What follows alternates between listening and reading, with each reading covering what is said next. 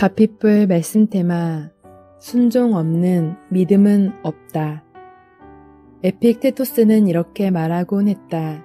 진정한 철학자는 스토아 철학을 체계화한 주요 인물인 크리시포스와 그리스 철학자로서 견유학파의 시조 중 한 사람인 디오게네스를 읽어서 이들의 교훈에 대해 박식한 강의를 할 수 있는 사람이 아니라 그들의 교훈을 실천에 옮긴 사람이다.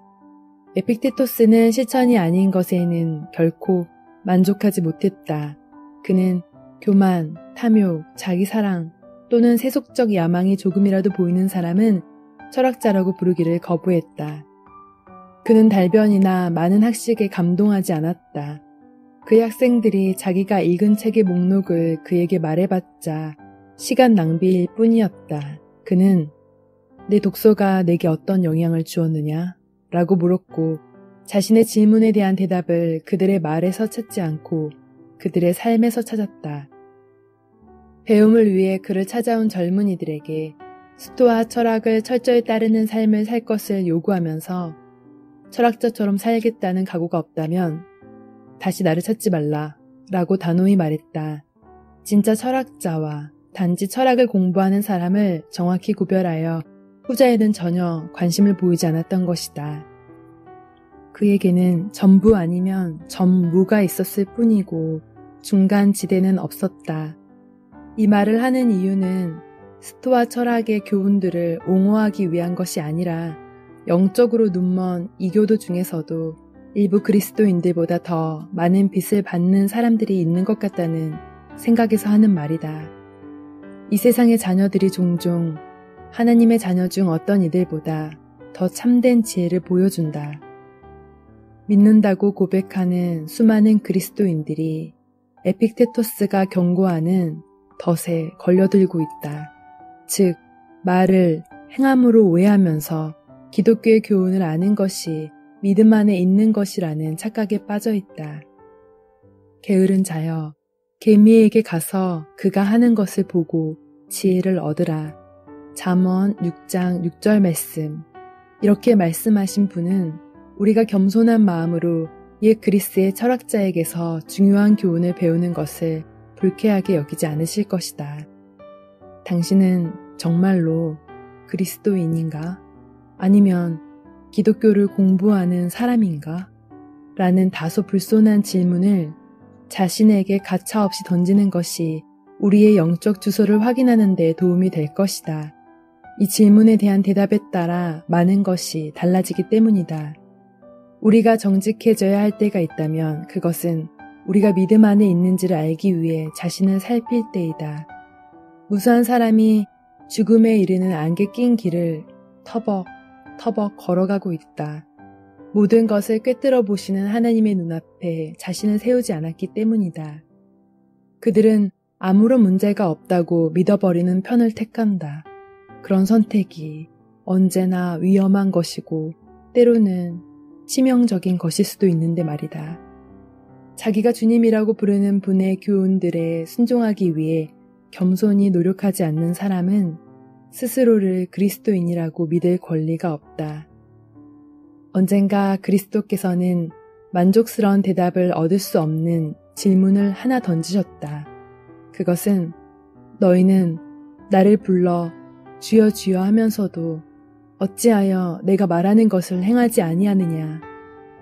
라는 질문이다. 믿음과 순종은 동전의 양면이다. 바로 여기서 나는 일부 독자들의 머릿속에 떠오를 것 같은 반론 하나에 대해 언급하려고 한다. 그들은 아마도 이렇게 말할 것이다. 우리가 구원받은 것은 그리스도의 계명들을 지켰기 때문이 아니라 그리스도를 영접했기 때문이다. 그분이 우리를 위해 율법을 지키시고 우리를 위해 돌아가시고 우리의 의를 위해 부활하셨으므로 우리가 계명들을 지킬 필요는 없다. 그러므로 순종과 전혀 관계없이 오로지 믿음으로 그리스도인이 되는 것이 가능하지 않은가? 정직한 사람들 중 많은 이들이 이런 식의 주장을 펴지만 그들이 정직하다고 해서 이런 주장이 진리가 되는 것은 아니다. 이런 주장이 지난 50년 동안 복음주의의 메시지를 약화시키고 교회의 도덕적 수준을 끌어내렸다. 덕분에 이제 교회의 도덕적 수준과 세상의 그것은 거의 구별이 불가능한 지경에 이르렀다. 이런 주장은 은혜에 대한 오해 때문에 또 복음에 대한 일면적이고 협소한 해석 때문에 생겼다. 이런 주장이 사람들을 오류로 이끌 수 있는 힘을 갖는 이유는 이 주장에 담긴 진리의 요소 때문이다. 전제는 옳지만 그 전제에서 결론을 잘못 이끌어냈기 때문에 이런 주장이 나오는 것이다. 믿음과 순종은 동전의 양면으로 성경에서 언제나 함께 발견된다. 믿음으로부터 순종을 분리하는 것은 동전의 앞면과 뒷면을 분리하는 것과 다를 바 없다. 동전의 양면이 서로 붙어서 하나가 되어 있을 때에만 정상적인 돈으로 간주된다.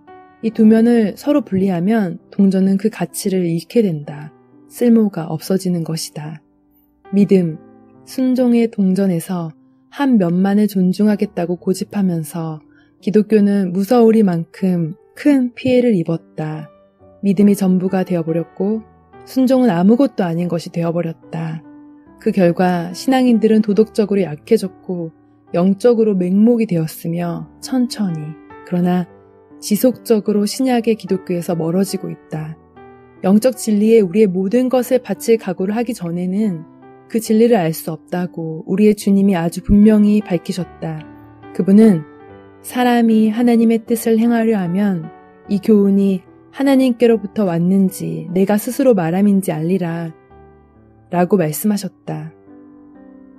의지와 행함, 적어도 행하겠다는 의지가 먼저 있어야 그 다음에 알미 따라온다. 진리는 엄격한 선생이기 때문에 자신의 풍성함을 우리에게 드러내기 전에 먼저 순종을 요구한다. 결론적으로 말하면 자진해서 하는 순종이 없다면 구원을 주는 믿음은 불가능하다. 순종 없는 믿음만을 갖겠다는 것은 그리스도인이 되겠다는 것이 아니라 단지 기독교를 공부하는 사람이 되겠다는 것이다. A.W. 토저의 영혼의 사이즈를 키워라 중에서 가피플 말씀 테마 순종 없는 믿음은 없다.